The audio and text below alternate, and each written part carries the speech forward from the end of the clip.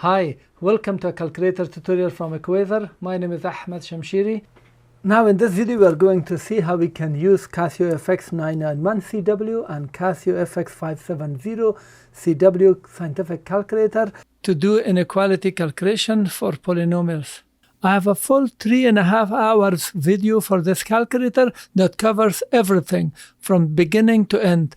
The link to watch the video is below the video in the description, or you can click now to watch it. We can solve second, third, and fourth degree inequalities with this. So press home, come down on the next screen, inequality, and press equal, and then you will see it. So let's select quadratic, 1 to the a to ax squared plus bx plus c equal. And our first example is this, x squared plus 2x minus 3. We want to see at what value it is less than, if it is less than 0, if it is true or not, so or at what value. Let's select the second one and press OK. And it will ask you, let's enter the value 1, and then OK, 2, and then minus 3. And OK. After that, if I press OK, it will give you the answer. It says that x is smaller than b and bigger than a, which means x is smaller than 1. When x is smaller than 1 or greater than minus 3, this equation is true. Let's open the graph here to see it. As you can see, this is from desmos.com. That's my equation. As you can see here, it says when x is less than 1 and greater than minus 3, then that is where the equation is below 0. Y is less than 0. You see this point is 1 and that is minus 3, and this shaded area is below this line. And anything above is positive. So these are less than 0.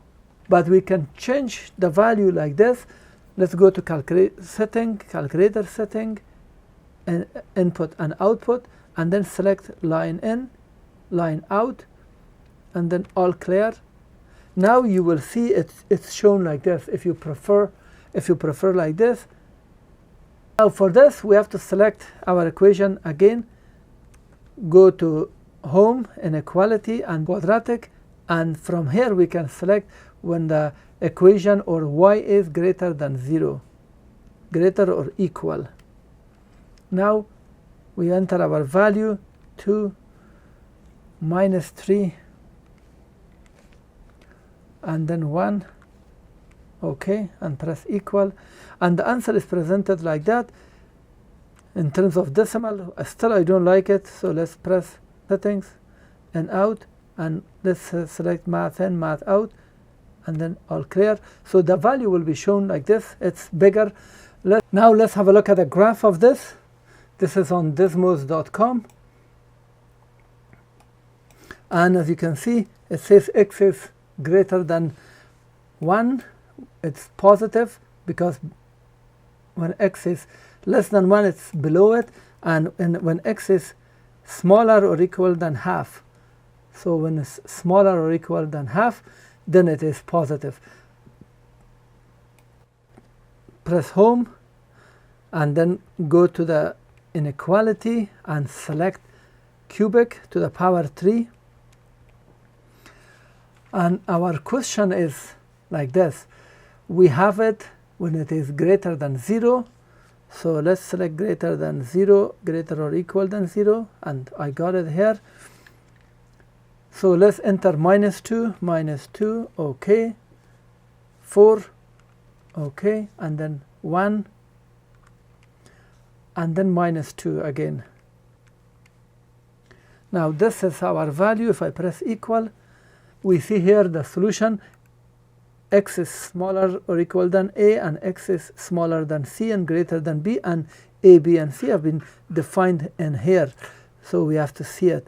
Now I'm pressing format again, and then go to decimal, and you will see a, b, and c clearly here, even though they are a little small. But better to understand, let's have a look at a graph. This is a graph. It says from the right, x is less than c and greater than b. B and c are here. So less than 2 and greater than 2.7. So less than 2, this is 2, and then 0.7. So in this area of x, in between these two values of x, y is positive. And here, when x is smaller than a, it's positive, and a is minus 0.7. So in this area, minus 0.7. Beyond this point, y is positive, because this equation goes forever in the positive direction. Beyond this point, it never comes on this side.